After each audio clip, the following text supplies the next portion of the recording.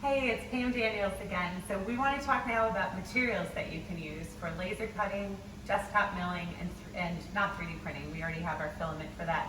So these different materials that you see here can be used in a range of different contexts.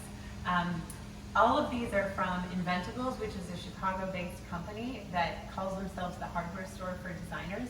So there's a range of materials here and a helpful guide on the other side that we'll flash to in a minute. But there's everything from anodized aluminum to this is, what is this? This is MDF board in a lovely teal color. There are various hardwoods.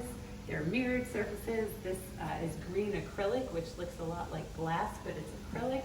And the things that can be laser cut are highly combustible things like wood.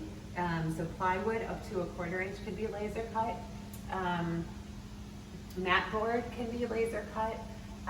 Papers, even like cardstock paper, you have to use self-stick tape to adhere it down or the air will sort of blow it away, but you can get pretty good results with that. You can do an acrylic. I don't know if I mentioned acrylic, but acrylic also cuts beautifully. Smells kind of toxic, but it cuts beautifully.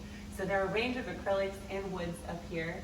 And then some of these things can be used on Carvey, which is a desktop milling machine where a high-speed rotational bit that looks like a drill bit, except that it's designed to cut from the side, not the base of it. Some of these materials, like this 2-color high-density polyethylene, which we like to call Oreo board because there's one color on the inside and one color on the outside, is a great material to use for Carvey. But there's a huge range of things that can get you really great results for your project.